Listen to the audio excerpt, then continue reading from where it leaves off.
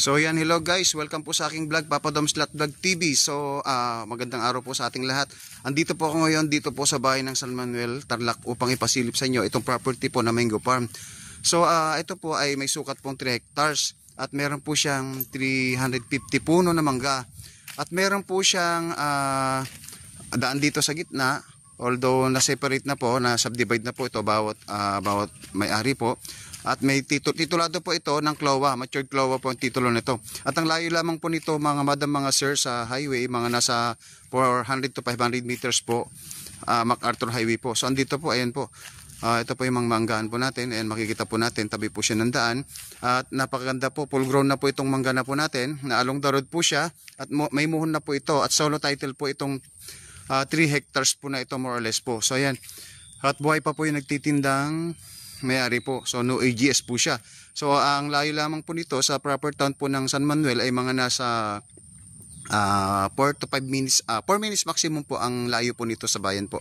So ayan po, makikita po natin, napakaganda pong investment po. Ayan, umaani po ito ng daang kaing itong mangga po na ito. At productive po kasi ito. At matured na po, full grown na po siya. Puro native mango trees po ito. At productive nga po. Ayan po, napaganda po. So ayan, makikita nyo naman po yung mga mangga po natin. Ayan, malalaki po siya. Ayan, so napakaganda po. So ayan, along the road po siya. At meron po siyang daan. Napakaganda po ito ma'am, gawing rest house investment po. Farm po, pwede rin po. Income generated po itong mango farm na ito. So ayan po. Ayan po, makikita po natin. Hanggang dun po yan, simula po dito. Ayan, so makikita po natin po, ayan, puro mango farm, mango trees po dito. Ayan, makikita po natin, napakaganda po. Ayan, so, maganda po yung pagkasunod-sunod po ng mangga na tinanim nila. So ayan po. Siguro ang mga taon po nito, mga mangga nito, mga nasa 15 to 20 years na po ito siguro ang mangga po nito. Na productive na po ito. So ayan.